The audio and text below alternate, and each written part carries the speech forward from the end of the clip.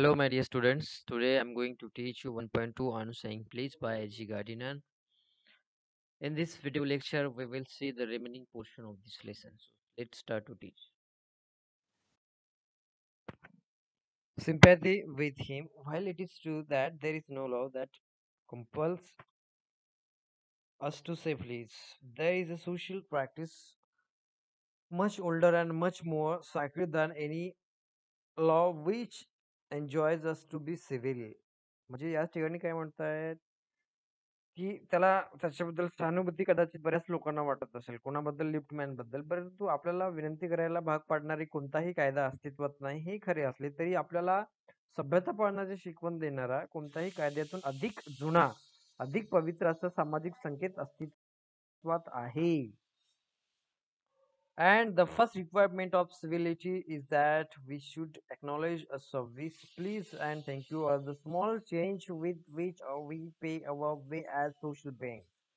म्हणजेच असा कुठलाही कायदा जरी अस्तित्वात नसला तरी एक सभ्यतेची आपली आवश्यक कृती म्हणजेच मिळालेल्या सेवेची पोच देणे किंवा समाजाचा एक सुसंस्कृत घटक म्हणून कृपया आणि धन्यवाद म्हणजे थँक्यू किंवा आपण त्या ठिकाणी प्लीज असं जे काही म्हणतो, धन्यवाद ज्याला आपण म्हणतो, त्याद्वारे आपण समाजाचे देणे चुकते करीत असतो असं या ठिकाणी म्हणत आहेत. They are little courtesies by which we keep the machine of life oiled and running sweetly. म्हणजेच आपण काय करतो की या छोट्याशा सौजन्याच्या स्नेहाचे वंगण घालून आपण जीवनरूपी रथ सुरळीत हाकीत असतो.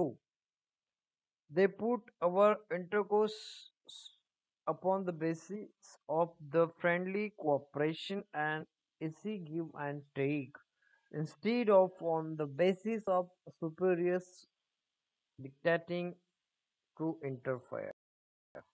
It is a very vulgar mind that would wish to command where he can have the service for asking and have it with willingness and good feeling instead of resentment. म्हणजेच जे वरिष्ठ लोक आहे किंवा वरिष्ठांना कसं असते, कनिष्ठांना हुकूम दिल्याप्रमाणे संवाद न घडता मैत्रीपूर्वक सहकार्याच्या आधारावर सुलभ व्यवहारातून संवाद घडतो. एखाद्या सेवेची मागणी केली असता ती रागाने नाही तर स्वखुशीने आणि चांगल्या स्वभावाने आपण भावनेने जर पूर्ण करू शकत असेल तर केवळ एखादी विकृत मनोवृत्तीची व्यक्ती जबाबदारीने ती मिळवण्याचा प्रयत्न करेल.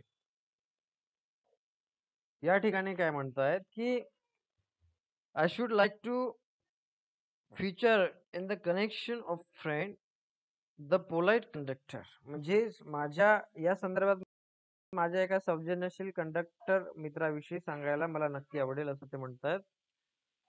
By his discriminating title, I do not intend to suggest a rebuke to conductor generally. या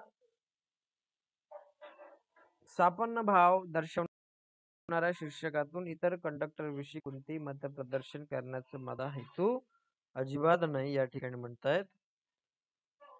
On the contrary, I am disposed to think that there are few classes of men who come through the ordeal of a very trying calling better than bus conductor do. म्हणजेच या ठिकाणी ते काय म्हणत आहेत की असे काही लोकांचे गट आहेत जे कष्टदायी अनुभवातून बस कंडक्टर पेक्षा अधिक चांगल्या प्रकारे तावून सुलाखून बाहेर पडत असतात. There and there you will meet an unpleasant specimen who regard the passengers as his natural enemies, as creatures whose chief purpose on the bus to cheat him and who can only be kept reasonably honest by a loud voice and an aggressive manner. म्हणजेच बसमध्ये जे म्हणजे हे मी खात्रीने सांगू शकतो की प्रवाशांना आपला जन्मजात शत्रू मानणारे जे काही खडूस कंडक्टर आहे किंवा वैतागलेले नमुने वेळोवेळी भेटतात, त्याच्या मते फसवणे हाच बसमध्ये चढणाऱ्या प्रवाशांचा मुख्य हेतू असतो असं कंडक्टरला वाटतं. आणि ज्यांना फक्त चढ्या आवाजात आणि दमदाटी करून प्रामाणिकपणे वागण्यास आपण भाग पाडू शकतो, असा अर्थ त्याला वाटतं त्या ठिकाणी. म्हणजेच या ठिकाणी काय म्हणतायत, but this type is rare than it use be. हा एक दुर्मिळ प्रकार आहे वागण्यातला. बरोबर आहे ना? म्हणजेच आपण त्याला दमदाटी करून चांगलं वागण्यात भाग पाडू शकतो. हा एक म्हणजे ना एक प्रकारचा दुर्मिळ व्यवहार किंवा दुर्मिळ भाग आहे. असं होत नाही. दमदाटी करून किंवा एखाद्याला प्रेशरमध्ये टाकून त्याच्याकडून चांगल्या वर्तणुकीची अपेक्षा करणं हा चुकीचा भाग आहे. चुकीची समज आहे ही सगळी.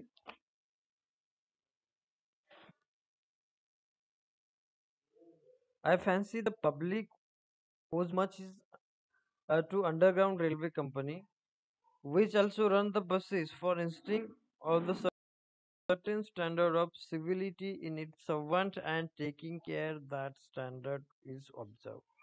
In doing this in not only makes things pleasant for the traveling public but performs an important social service. जिस काय होतं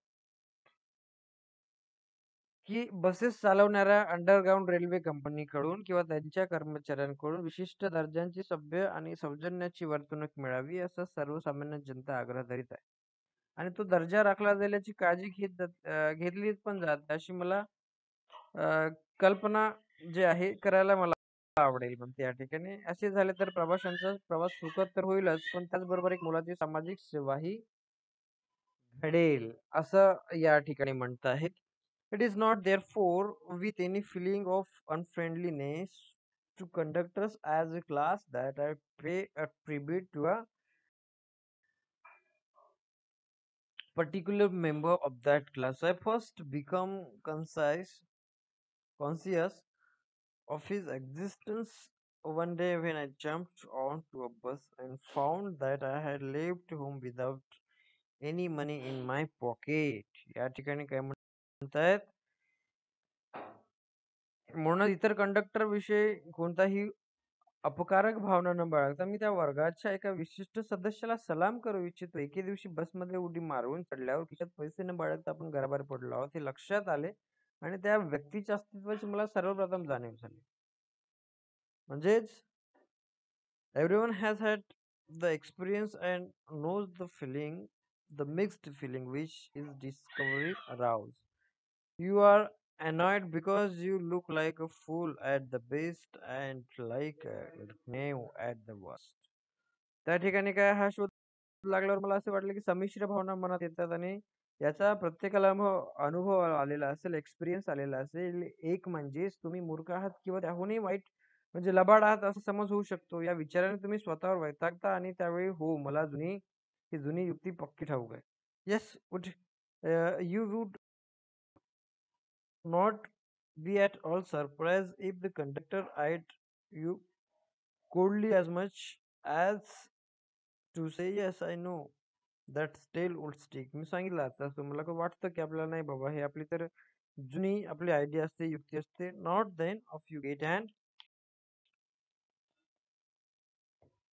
even if the conductor is good fellow and lets you down easily, you are faced with the necessity of going back and the inconvenience, perhaps the missing your train or your engagement. त्यावेळी आपल्याला काय वाटतं की जेव्हा आता खाली उतरा अशी तो आपल्याकडे म्हणतो किंवा अशी तुमच्याकडे थंडपणे पाहत त्या कंडक्टर म्हणाला तर आपल्याला काय वाटतं, आश्चर्य वाटणार नाही. कारण यातून जर तो कंडक्टर सद्गृहस्थ असला आणि त्याने तुम्हाला सहजपणे उतरू दिले तरी तुम्हाला परत जावे लागते, तुमची गैरसोय होते आणि कदाचित तुमची ट्रेन किंवा ठरलेली भेटही यातून चुकू शकते.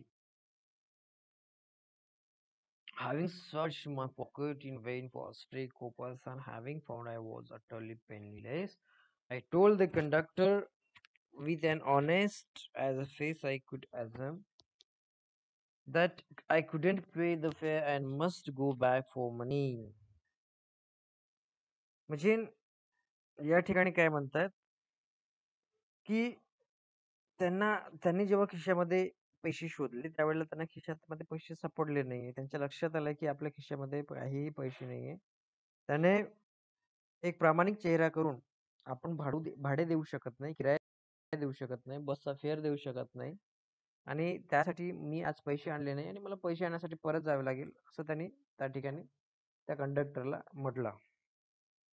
"ओह you needn't go oh you needn't get off. That's alright." जाण्याची गरज नाही. असू द्या. बरं आहे. ठीक आहे. काही हरकत नाही. Said he. तो म्हणाला. All right said I. मी म्हटलं की but I haven't copper on me. म्हणजे हे मी तुम्हाला कुठे देऊ? ठीक आहे. आता मी माझ्याकडे नाही, परंतु मला परत करायचे असेल तर मला कुठे द्यावं लागेल तुम्हाला पैसे? पैसे बुक ही थ्रू ही रिप्लाइड. तो काय म्हणाला की काही हरकत नाही, मी तुम्हाला तिकीट देतो. Where had uh, Aid want to go, and he handled his bundle of ticket with air of man who was prepared to give me a ticket for everywhere, anywhere from the bank to Hong Kong. म्हणजेच त्याने कुठल्याही प्रकारचं objection न घेतलं, कुठल्याही प्रकारची त्याला म्हणजे ना त्या ठिकाणी कंडिशन्स न घालता त्याने तिकिटाचा बंड अशा प्रकारे सफाईदारपणे हाताळला की ज्याने तो मला फ्री ऑफ कॉस्ट बँकॉक पर्यंत सोडून द्यायला तयार होता त्या ठिकाणी. I said it was very kind of him and told him where I wanted to go and give me the ticket. I said but where shall I send you for? तो म्हणाला, त्याने मला बिलकुल प्रामाणिकपणे हसतपणे मला तिकीट दिलंय. परंतु मी त्याला विचारलं की अरे हो, तुम्ही मला तिकीट दिलंय, परंतु तुमच्या तिकिटाचे पैसे मी तुम्हाला कुठे परत करू? कुठे भेटू? Oh you are you will see me some day all right. म्हणजे तुम्ही मला केव्हा तरी भेटणारच आहे. जेव्हा तुम्ही मला पुढे भेटाल त्यावेळी हे तिकिटाचे पैसे मला परत कराल, असे प्रामाणिकपणे तो कंडक्टर मला म्हणाला. He said cheerfully he turn to go. म्हणजे त्याने अगदी प्रामाणिकपणे आनंदपणे रिप्लाय दिला आणि तो पलटला. And then luckily my fingers still wandering in the corner of my pocket lighted on a ceiling, and the count was squared, but that fact did not lessen the glow of pleasure which so good nature on action had given me. त्याच्यानंतर त्याने जेव्हा खिशामध्ये हळूच हात टाकला तेव्हा त्याच्या लक्षात आलं की अरे माझ्या खिशामध्ये काहीतरी पैसे आहे. त्याला पैसे सापडले, पैसे दिले परत त्या कंडक्टरला. त्याने आपला हिशोब पण चुकता केला, परंतु त्याला असं वाटलं त्या बदल्यामध्ये की आपण प्रामाणिकपणे जर इतरांसोबत वाढलो, प्रामाणिकपणे इतर सगळ्या जर गोष्टी कमी केल्यात, तर खरोखर आपल्याला त्याची जी मजा असते ती काही वेगळी असते. म्हणजे त्याच्या मनावर एक आनंद झाला. A few days after, my most sensitive toe was tremble or rather heavily as I sat reading on the top of the bus. काही दिवसानंतर बसच्या वरच्या मजल्यावर पेपर वाचत बसलं असताना नेमका माझा हळूवार थोडा दुखणारा जो अंगठा आहे तो जोरात तोडवला गेला. I looked up with some more agony and saw my friend of the cheerful countenance. Sorry, sir, he said, I know these are heavy boots. काही राग आणि बरीचशी वेदना झाल्यामुळे मी वर पाहिले तर माझा त्या मित्राची प्रसन्न मुद्रा मला दिसली. सॉरी सर, तो म्हणाला. हे बूट जे आहे तो थोडे जाड आहे ते मला माहिती आहे. God am because my own feet get trod on so much. I know I am treading on others peoples. Oh sorry, मला माहिती आहे हे बूट जाड आहेत त्याच्यामुळे वेदना होतात, परंतु माझे लोकांनी पण माझे पाय तुडवलेले आहेत. परंतु कसं आहे की त्याच्यामुळे मी hope I didn't hurt you sir. मला असं वाटतं की तुम्हाला मी जास्त इजा दिली नाही असं मला वाटतं. He had hurt me but he was so nice about it. म्हणजे त्यांना मला माहित होतं की त्यानं मला दुखावलंय. त्याचे जाड बूट माझ्या बोटावर पडले आणि त्याच्या मी दुखावला गेलो, परंतु त्याने ज्या पद्धतीने बिहेव केलं त्याच्यावरून मला ते सगळं विसरल्यासारखं झालं. That I assured him he hadn't. After this I begin to observe him where I board his bus. म्हणजे त्याच्यानंतर मी त्याचं ऑब्झर्वेशन, त्याचं निरीक्षण करायला लागलो. जेव्हा केव्हा त्याच्या बसमध्ये मी चढायला लागलो, तेव्हा केव्हा त्याचं कुतूहलाने त्याच्याकडे बघत होतो, त्याचं ऑब्झर्वेशन करत होतो, असं या ठिकाणी ते म्हणतायत. And found a curious pleasure in the constant good nature of his bearing. He seemed to have an inexhaustible fund of patience and a gift for making his passengers comfortable. म्हणजे काय म्हणतात त्या ठिकाणी की त्यांच्याकडे जे संयमाचा अमर्याद साठा आहे आणि प्रवाशांना आरामदायी प्रवास घडवण्याची उपजत देणगी असावी असे मला वाटते. म्हणजे एकंदरीत त्यांना हेच म्हणायचं की तो माणूस खूप चांगला होता कंडक्टर. खूपच मस्त माणूस होता तो. एखाद्या गोष्टीविषयी कसा आदर करायचा, एखाद्याला कशा पद्धतीत चांगल्या पद्धती आपल्या बिहेवियरनं कसं चेंज करायचं ही टॅक्ट त्यांच्याकडे होती. आणि याच मर्यादित जो साठा होता संयमाचा, पेशन्स त्याच्याकडे खूप जास्त होतं. त्याच्यामुळे तो प्रवासाचा जो प्रवास आहे तो खरंच आरामदायी करत असेल असं त्यांना वाटतं. I notice that if it was running he could run up and stray to give someone the tip that there was room inside. कधी पाऊस पडत असेल तर एखाद्याला आतमध्ये रिकामी जागा आहे हे सांगायला तो पायऱ्या चढून वर जातो असे माझ्या लक्षात आले. With old people he was as considerate as a son म्हणजे म्हाताऱ्या लोकांसाठी तो आपल्या मुलाप्रमाणे तो वागत असे. म्हणजे एवढी चांगली सर्व्हिस तो देत असे. म्हणजे एखादी म्हातारा असेल तर त्याला आपल्या कंडक्टर म्हणून नाही तर त्याचा मुलगा म्हणून बिहेव करायला त्याला बरं वाटायचं. And with children as solicitous as a father आणि छोटी मुलं असेल तर त्यांच्या वडिलांप्रमाणे तो त्याला वागणूक देत असायचा. He had evidently a particularly warm place in his heart for young people.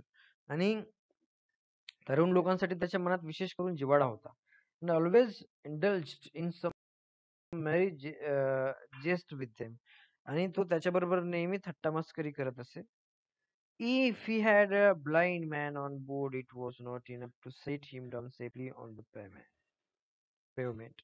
कुणी अंध व्यक्ती असेल तर त्याला पदपथावर सुरळीतपणे खाली उतरवून तो थांबत नसेल तर तो स्वतः त्याला रस्त्यापलीकडे किंवा कोपऱ्यापर्यंत आणि नाहीतर त्याच्या मार्गावरपर्यंत सुखरूपपणे सोडेपर्यंत समोरच्या बिलला थांबायला सांगत असे. एवढा तो जबरदस्त म्हणजे त्या ठिकाणी he would call to Bill म्हणजे बिलला पण तो बोलावत असे. म्हणजे एवढं सांगण्याचा अर्थ हाच की तो एवढा छान आणि जबरदस्त स्वभावाचा नेचरचा व्यक्ती होता.